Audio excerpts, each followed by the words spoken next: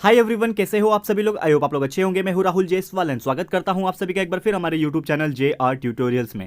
Friends, आज again आपके सामने मोस्ट इंपॉर्टेंट साइंस का लेक्चर वीडियो लेकर आ गया हूं दोस्तों, जिसमें हम पढ़ने वाले हमारे 10th स्टैंडर्ड के लिए साइंस 1 सब्जेक्ट का एक न्यू चैप्टर, एक बहुत ही फ्रेश एंड बेहतरीन चैप्टर आपके लिए शुरुआत करने जा रहे हैं दोस्तों, जिस चैप्टर का नाम है चैप्टर नंबर 7 लेंसेस। आज हम इस पर्टिकुलर चैप्टर का पहला लेक्चर यानी कि लेक्चर नंबर 1 हम शुरुआत करने जा रहे हैं। तो दोस्तों यहाँ पे जो इसके पहले का जो चैप्टर था, चैप्टर नंबर 6 की हम बात करें, रिफ्रैक्शन ऑफ लाइट, वो भी हमने प्रीवियसली कुछ लेक्चर्स में कंप्लीट किया था। तो उम्मीद करता हूँ कि आप लोग को ये जो चैप्टर हम नया जो शुरुआत करने जा रहे हैं ये भी आपको पसंद आ जाएगा, जिसका नाम है लेंसेस। तो ये चैप्टर में बेसिकली हमें पढ़ना है क्या है, लेंसेस क्या होता है, जो कि ऑलरेडी आपको बहुत पहले से ही पता है, 9th में भी आपने पढ़ा होगा लेंसेस के बारे में। तो लेंसेस एक्चुअली दो टाइप के होते हैं, लेकिन इसके पहले मैं टाइप्स पढ़ा हूँ आपको। यहाँ पे क्विक थोड़ा सा जानने की कोशिश करते हैं कि what do you mean by lenses. तो lenses are use in spectacle, जैसे कि आपने सभी ने देखा है कि लेंस का एक्चुअल में मीनिंग या फिर दिखने में अगर मैं बात करूँ कैसा दिखता है, जैसे कि आपका चश्मा होता है जो आप पहनते हो दोस्तों, वही होता है लेंसेस। ठीक है, एंड वो जो लेंसेस होता है it is also use in the telescope. कहाँ पे इस्तेमाल होता है? टेलीस्कोप में इस्तेमाल होता है। तो क्या होता है basically lenses? It is a transparent medium. ठीक है ना, क्या है ये? एक ट्रांसपेरेंट मीडियम है बाउंड बाय टू सरफेस, यानी कि दो सरफेस, एक आगे की तरफ और एक पीछे की तरफ। तो दो सरफेस से बाउंड किया होता है। और ये जो लेंस होते हैं, जो यहाँ पे दो स्पेरिकल सरफेस होते हैं ना, वो या तो आउटवर्ड की तरफ रहता है तो या तो इनवर्ड की तरफ रहता है। तो जो चीज आउटवर्ड की तरफ होता है, आउटवर्ड यानी कि कैसा होता है, जैसे कि ऊपर से भी यहाँ पे फुला हुआ, नीचे से भी फुला हुआ, तो आउटवर्ड है। तो ऐसे टाइप के लेंसेज को हम लोग क्या बोलते हैं? कॉन्वेक्स या फिर डबल कॉन्वेक्स लेंस। तो आपने ये चीज तो पहले से ही पढ़ा, इसको ज्यादा डिटेल में एक्सप्लेन करने की जरूरत है। 9th स्टैंडर्ड में ऑलरेडी एक चैप्टर था जिसमें हमने डिस्कस किया था कि कभी भी कोई भी लेंसेज अगर इनवर्ड की तरफ झुका होता है, यानी कि जिसको मैंने आपको बताया था कि इसको क्या बोलना है, खाली पेट। खाली पेट मतलब उसमें कुछ खाना नहीं है। तो ऐसे टाइप के कुछ लेंसेज जो होते हैं दोस्तों, इसको हम लोग बोलते हैं कॉनकेव लेंस। और जिसका पेट भरा रहता है, यानी मोटू राम बोला था हमने, ठीक है, 9th के इस पर्टिकुलर लेक्चर में हमने बताया था। अभी तो आप 10th में हो, लेकिन जिसने 9th के वीडियोस हमारे देखे होंगे उनको पता होगा। तो इस चीज़ को याद रखने के लिए बता रहा हूँ। ये आपका ऊपर वाला जो दिख रहा है ये वाला, तो अगर वो खाली पेट है यानी कि खाना नहीं है इसके अंदर, खाली पेट है, तो ये है आपका कॉनकेव लेंस। और उसका भरा पेट है, अगर इस तरफ से उसका रीजन है, ऊपर की तरफ से आउटवर्ड है, तो उसको बोलेंगे कॉन्वेक्स लेंस। तो अगर वो स्पेरिकल है, ऊपर से दोनों साइड उसका आउटवर्ड है, तो उसको बोलेंगे कॉन्वेक्स या फिर डबल कॉन्वेक्स लेंस, लगभग इस प्रकार का। ठीक है, डायग्राम में आपको दिख रहा होगा। ठीक है, दिस लेंस इज थिकर। यहाँ पे क्या होता है कि ये जो लेंस है ना, ये थोड़ा सा थिक होता है near the centre as compare to edges, यानी कि जो उसका एज होता है ना, एज यहाँ पे जो कोना उसका होता है, तो कोने के कंपैरिजन में जो मिडल का पोर्शन होता है वो ज़्यादा थिक होता है। ठीक है, और ये जो लेंस होता है दोनों ही सरफेस पे क्या होता है? स्पेरिकल होता है, अंदर की तरफ से भी स्पेरिकल होता है। तो वो जो लेंस, जो भी लेंस जो होते हैं ना दोस्तों, वो अगर अंदर की तरफ से स्पेरिकल जो होते हैं, जैसे कि मैंने आपको बताया कि ऊपर की तरफ से रहेगा स्पेरिकल, तो वो कॉन्वेक्स लेंस है या फिर डबल कॉन्वेक्स लेंस है। लेकिन अगर कोई भी लेंस अंदर की तरफ से स्पेरिकल रहेगा, जैसे मैंने बोला था खाली पेट, तो अंदर की तरफ से दोनों साइड से अगर ये है इस प्रकार, ठीक है ना, यहाँ से भी अंदर की पेट से है और यहाँ से भी अंदर की तरफ से पेट खाली है उसका। ठीक है, तो ऐसे टाइप के लेंसेज जो होते हैं उसको हम लोग बोलते हैं कॉनकेव लेंस या फिर डबल कॉनकेव लेंस। ठीक है, और ये जो लेंस होते हैं यहाँ पे ये अंदर की तरफ, यानी कि अगर मैं डायग्राम वापस से बनाऊँ यहाँ पे, यानी कि उसके जो एज होंगे, एज की तरफ देखोगे तो ये ज़्यादा थिक है, और बीच में क्या होते हैं? ज़्यादा सपाट है, यानी कि पतले हैं, थिन है। ठीक है, तो this lens is thinner at the centre as compare to its edges. Okay, तो ये जो डायग्राम मैं आपको बताने जा रहा हूँ, यहाँ पे आपको पता चलेगा कि कौन कौन से डिफरेंट टाइप के लेंसेस हैं। यहाँ पे हम बताने की कोशिश करते हैं। जो मैंने आपको बताया कॉन्वेक्स एंड कॉनकेव वही चीज़ है, लेकिन यहाँ पे कुछ अलग अलग नाम है। जैसे कि दोनों साइड से आप देखोगे पेटूराम है, तो यहाँ पे क्या हो गया? बाय कॉन्वेक्स लेंस, दोनों साइड से बाय कॉन्वेक्स लेंस हो गया। फिर ये एक ही साइड से है, इसको बोलेंगे प्लेनो कॉन्वेक्स लेंस। फिर एक होता है पॉजिटिव मिनिस्कस, यानी कि इस तरह से अगर आपको देखने मिलेगा, बाहर की तरफ से है लेकिन ये प्लेन नहीं है, ये अंदर से वापस से चांद जैसा बनता हुआ दिखाई देगा, उसको बोलते हैं पॉजिटिव मिनिस्कस। फिर एक होता है बाय कॉनकेव, यानी कि दोनों तरफ से कॉनकेव है ये। ठीक है, एक होता है प्लेनो कॉनकेव जो कि आपको नजर आ रहा है, और एक होता है निगेटिव मिनिस्कस। तो निगेटिव एंड पॉजिटिव मिनिस्कस आपको समझ में आ रहा होगा। इस तरफ से कर्वेचर अगर आता है तो होता है पॉजिटिव मिनिस्कस, इस तरफ इस प्रकार से कर्वेचर अगर आता है तो उसको बोलते हैं निगेटिव मिनिस्कस। ओके, अब इसका जो क्रॉस सेक्शन होगा, अगर हम बात करें दोस्तों concave mirror and convex mirror की अगर बात करें, तो बहुत सारी चीज़ें होती हैं इसमें। तो अगर हम बात करें कि क्रॉस सेक्शन कॉन्वेक्स का और कॉनकेव लेंसेज का, जो यहाँ पे हमने डायग्राम में दिखाने की कोशिश की है, एक ए डायग्राम है और एक बी डायग्राम है, दोनों ही डायग्राम के थ्रू हम यहाँ पे दिखाने की कोशिश कर रहे हैं।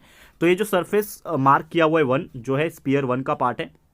ठीक है, एंड जो सरफेस 2 आपको दिख रहा होगा ये स्पीयर 2 का पार्ट है। ठीक है, तो ये स्पीयर 1 यहाँ पे, स्पीयर 2 यहाँ पे, स्पीयर 1 एंड स्पीयर 2, करेक्ट है। दो दो स्पीयर यहाँ पे है, जिसके हिसाब से हम लोग अलग अलग जो इसकी टर्मिनोलॉजी होती है हमारी लेंसेज के अंदर, क्या क्या चीज़ें होती है, जो कि ऑलरेडी हमने डिस्कस किया था 9th स्टैंडर्ड में, आपने पढ़ा भी होगा, ये सब चीज़ आपको याद होगा, वही सब चीज़ें लेकिन थोड़ा सा एडवांस में हम लोग पढ़ने वाले हैं। तो ये डायग्राम के हिसाब से हम आपको बताएंगे।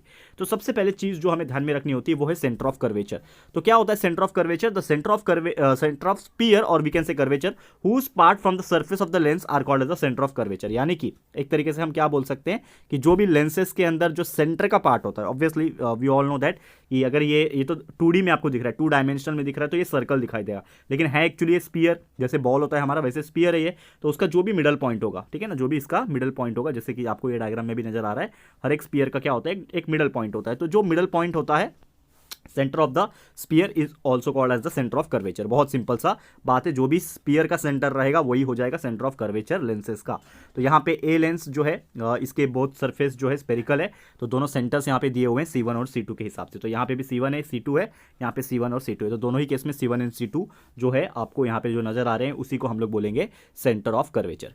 क्लियर है दोस्तों? तो उम्मीद करता हूँ कि ये पहला पार्ट क्या होता है सेंटर ऑफ कर्वेचर, ये आपको क्लियर हो गया होगा। बहुत सिंपल सा फंडा था, इसमें कुछ ज़्यादा सोचने वाली बात नहीं है। ओके, नेक्स्ट अगर बात करें that is radius of curvature. Radius of curvature की अगर बात करें रेडियस, तो आपको ये भी चीज़ तो क्लियर हो जाएगा कि कोई भी सर्कल या फिर स्पीयर तो जाने दो, लेकिन सर्कल की बात करेंगे तो सेंटर पॉइंट तो आपको पता चल गया। तो कोई भी सर्कल के अंदर सेंटर पॉइंट से जो आउटर मोस्ट लाइनिंग की तरफ जो डिस्टेंस होता है उसी को रेडियस बोलते हैं। तो डेफिनेशन के पॉइंट ऑफ व्यू क्या होता है कि जो रेडियस होता है R1 और R2 स्पीयर का, जिसका पार्ट जो है सरफेस का लेंसेस तक आता है, उसी को हम लोग क्या बोलते हैं, रेडियस ऑफ कर्वेचर बोलते हैं लेंस के लिए। तो यहाँ पे क्या हो जाएगा, यहाँ पे आप देखोगे अगर ध्यान से, तो ये पॉइंट मेरा क्या है, सेंटर पॉइंट है, ये पॉइंट क्या है मेरा, सेंटर पॉइंट है, करेक्ट है। फिर ये अगेन ये वाला सेंटर पॉइंट है स्फीयर के लिए, ये भी सेंटर पॉइंट है। तो ये सेंटर पॉइंट से जो भी लाइन टच हो रहा होगा सर्कल के बॉर्डर पे, यहाँ से यहाँ पे नजर आ रहा है आपको, ठीक है, यहाँ से यहाँ नजर आ रहा है, यहाँ से यहाँ नजर आ रहा है, तो ये जो पार्ट है जो सर्कल पे टच कर रहा है ना, ये वाला पार्ट, तो इसको ही हम लोग बोलते हैं रेडियस ऑफ कर्वेचर। तो यहाँ पे रेडियस ऑफ कर्वेचर कौन सा है, यहाँ पे R1 है, ये वाला लाइन, ठीक है, फिर यहाँ पे ये वाला लाइन दिख रहा है आपको, ये हो गया R2, फिर यहाँ से C1 से लेके ये वाला part that is R1, and यहाँ से C2 से लेके R2 यानी कि ये डिस्टेंस।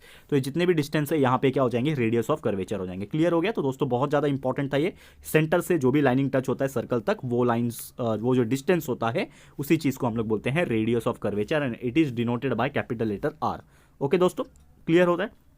चलो नेक्स्ट क्या है हमारा, प्रिंसिपल एक्सिस। तो प्रिंसिपल एक्सिस क्या होता है इसके बारे में भी देख लेते हैं।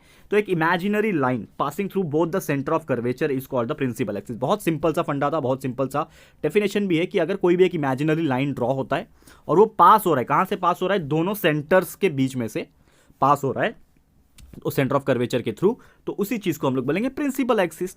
तो यहाँ पे एक तरीके से जैसे हर एक चीज में एक्सिस होता है, वैसे यहाँ पे भी एक एक्सिस होगा। क्या एक्सिस है कि मेरा एक ऐसा लाइन जो कि दोनों के दोनों सेंटर से पास होगा। तो ये एक लाइन मैंने यहाँ से सेंटर से पास किया एक स्पीयर में से, वैसे एक और लाइन यहाँ से पास किया दूसरे सेंटर में से। तो ये जो बनता हुआ लाइन आपको जो दिखाई दे रहा है दोस्तों, इसी को मैं क्या बोलूंगा, प्रिंसिपल एक्सिस। सेम यहाँ पे भी आपको दिख रहा होगा। तो ये जो इमेजिनरी लाइन होती है जो कि आपको दिख रही है यहाँ पे, ये जो लाइन होती है इसी को बोलते हैं प्रिंसिपल एक्सिस। क्लियर है? बहुत सिंपल है, इसमें कुछ भी ज़्यादा सोचने वाली बात नहीं है। अगला जो कंटेंट है वो है ऑप्टिकल सेंटर O।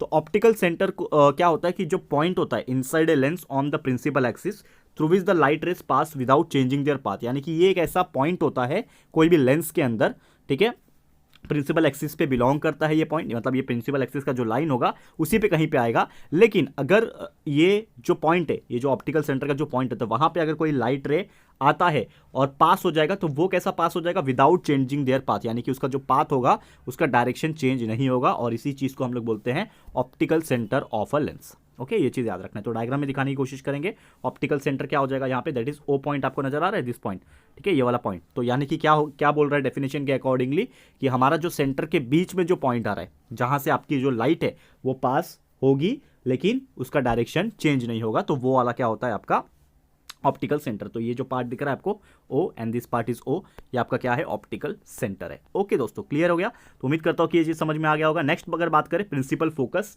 जिसको F से डिनोट करते हैं, ये भी बहुत इंपॉर्टेंट चीज है। तो when light rays parallel to the principal axis are incident on a convex lens, यानी कि अगर कोई भी लाइट रे जो होता है हमारा जो प्रिंसिपल एक्सिस से पैरेलल होता है, तो अगर वो कॉन्वेक्स लेंस से इंसिडेंट होता है तो वो कन्वर्ज होता है to a point to the principal axis. तो ये पॉइंट को हम लोग क्या बोलते हैं, प्रिंसिपल फोकस बोलते हैं लेंस के लिए। तो प्रिंसिपल फोकस क्या होता है यहाँ पे F। तो यहाँ पे हमारा जो F है वो यहाँ पे आपको नजर आ जाएगा। तो प्रिंसिपल फोकस यहाँ पे आपको दिख रहा होगा। ठीक है दोस्तों, तो क्लियर है, तो ये चीज़ आपको समझ में आ गया होगा। अब यहाँ पे अगर मैं बात करूँ नेक्स्ट की, जो कि प्रिंसिपल फोकस, तो आपको समझ में आ गया कि लाइट रे पैरेलल होता है प्रिंसिपल एक्सिस से, ठीक है, तो वो कन्वर्ज होता है एक पॉइंट पे आके, तो वही चीज़, वही जो पॉइंट होता है उसको प्रिंसिपल फोकस बोलते हैं लेंस का, ठीक है ना। अब यहाँ पे एक मोस्ट इंपॉर्टेंट चीज़ ये भी है फोकल लेंथ, तो ये भी बहुत इंपॉर्टेंट चीज़ है, और इसके ऊपर कभी कभी तो डायरेक्ट एग्जाम में पूछता है कि डिफाइन फोकल लेंथ। तो ये फोकल लेंथ का मतलब क्या होता है, the distance between the optical centre और प्रिंसिपल फोकस। तो जो प्रिंसिपल फोकस होता है दोस्तों और ऑप्टिकल सेंटर होता है, उसके बीच का जो डिस्टेंस अगर निकाल लोगे ना, तो वो होता है आपका फोकल लेंथ। क्लियर है दोस्तों, तो यहाँ पे डायग्राम में भी देख लेते हैं, ठीक है। तो ये आपका ऑप्टिकल सेंटर आप देखोगे यहाँ पे, दैट इज ऑप्टिकल सेंटर, और आपका जो भी फोकल लेंथ होगा, तो वहाँ से अगर हम उसका वैल्यू निकाल देंगे, ठीक है, जो डिस्टेंस अगर हम लोग कैलकुलेट कर लेंगे, तो आपका क्या आ जाएगा एक तरीके से, ठीक है, वो आपका मिल जाएगा आपको फोकल लेंथ एफ, ठीक है। क्लियर है, तो उम्मीद करता हूँ कि ये चीज़ भी आपको क्लियर हो गया होगा। तो दोस्तों इसी के साथ फिर हमारा ये जो लेक्चर है आज का समाप्त होता है, जिसमें हमने नॉर्मली बहुत सारी चीज़ें डिस्कस की, एंड आगे के जो बचे हुए पार्ट्स है इस चैप्टर के वो भी हम डिस्कस करेंगे। तो बेसिकली विल स्टडी द रे diagram and the remaining part, जो भी बचा हुआ पार्ट है वो हम लोग पढ़ेंगे हमारे अगले लेक्चर में, नेक्स्ट लेक्चर में हम लोग पढ़ेंगे, ठीक है। तो आज के लिए इतना ही, thank you so much for watching this video, and उम्मीद करता हूँ कि हमने जो है नया चैप्टर आपके लिए स्टार्ट किया है ये आपको पसंद आ रहा होगा, एंड बहुत सारी चीज़ें आपको समझ में भी आ रही होगी, ठीक है दोस्तों। तो आज के लिए इतना ही, जल्द मिलेंगे हमारे अगले लेक्चर वीडियो में, ठीक है दोस्तों। तो ये वीडियो आपको कैसा लगा है प्लीज़ हमें कमेंट करके बताइएगा, अपनी राय और सजेशन जरूर से दीजिएगा, और अगर आपको ये वीडियो पसंद आया है, यूजफुल लगा है फ्रेंड्स, तो प्लीज़ वीडियो को लाइक कीजिएगा, शेयर कीजिएगा, अपने सारे फ्रेंड्स लोग को फटाफट से शेयर कर दो, एंड अगर आपने अभी तक इस चैनल को सब्सक्राइब नहीं किया है तो फटाफट से हमारे इस चैनल को भी सब्सक्राइब कर देना, साथ में बेल आइकन को हिट कर देना, ताकि जब भी हम लोग वीडियो लेकर आएंगे आप लोगों को नोटिफिकेशन मिलती रहेगी, ठीक है फ्रेंड्स। तो मिलते हैं हमारे अगले वीडियो में, ये वीडियो देखने के लिए thank you and good bye.